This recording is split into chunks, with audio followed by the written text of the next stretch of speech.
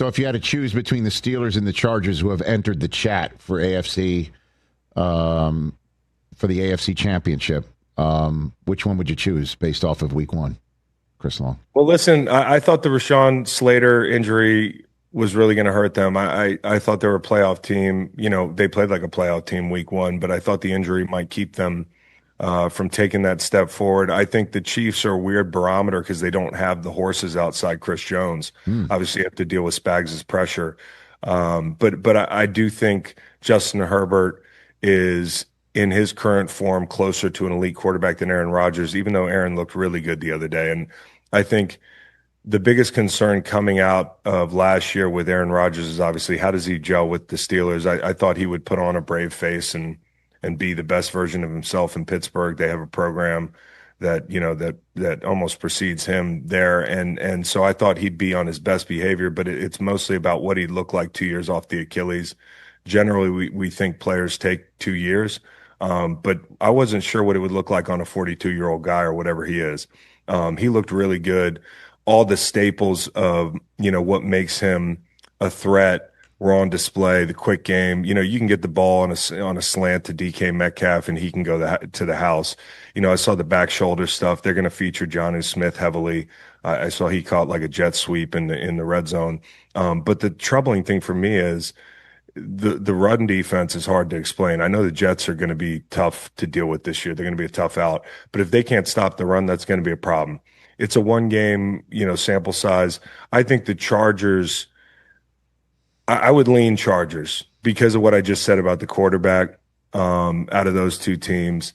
And I also think Minter's done a great job on the defensive side of the football. It's kind of like LaFleur, you know, not LaFleur, Halfley in Green Bay, who I think a lot of people undervalued that defense because maybe they didn't have a bunch of superstars.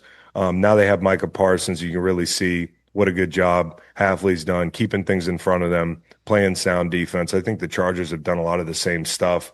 They just don't have the star power, but I got a lot of respect for that football team, especially after seeing them play Monday. Hey, you made it all the way to the end. Thanks for that. Check us out every single day streaming live on Disney Plus and the ESPN app 12 to 3 Eastern.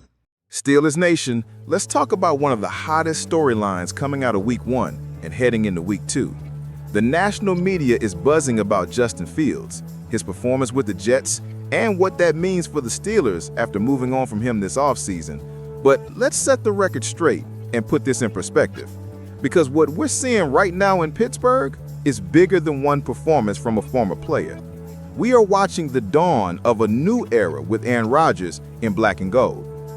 The story starts last season when the Steelers stumbled to the finish line with 5 straight losses, including that painful wild-card defeat to the Ravens.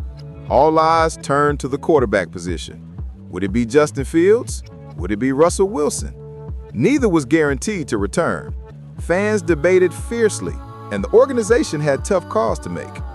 As we all know, Fields chose to leave Pittsburgh for the Jets, joining rookie head coach Aaron Glenn. Wilson didn't stick around either, heading off to the New York Giants.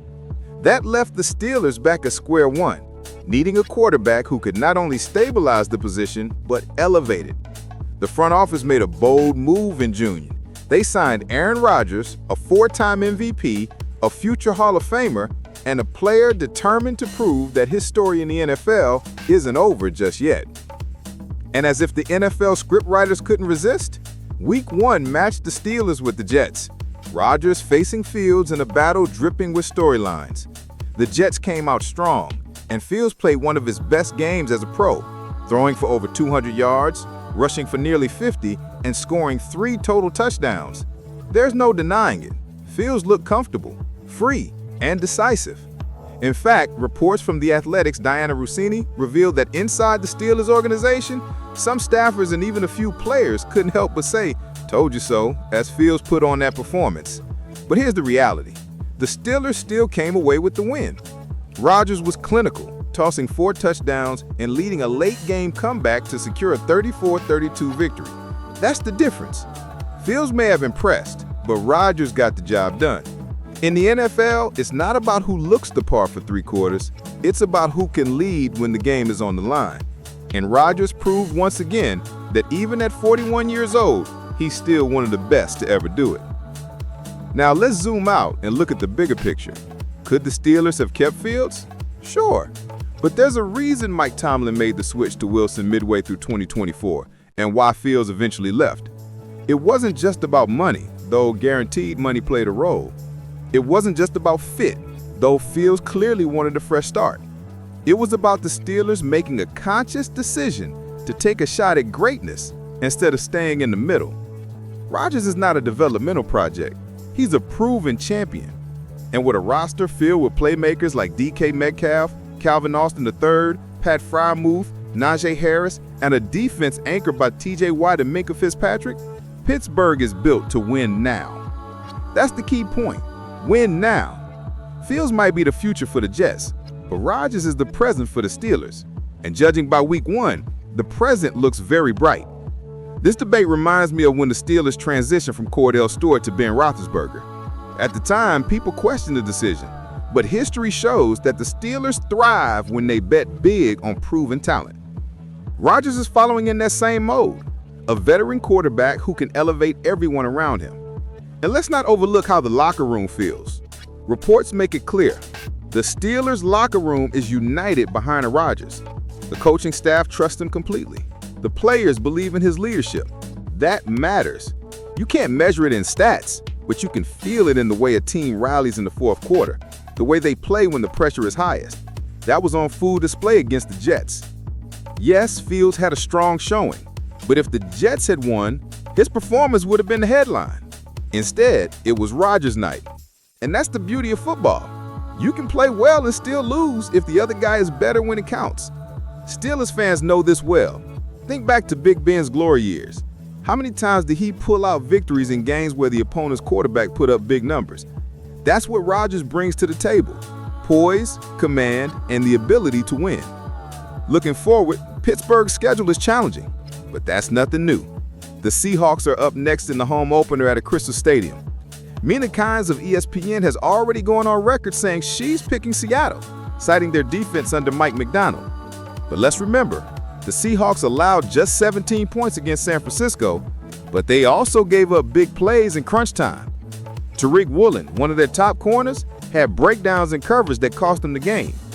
Do you really think Rodgers won't be able to exploit that? Especially with Metcalf facing his old team for the first time. Steelers Nation, that has storyline written all over it. And beyond week 2, yes, the Steelers will face tough tests.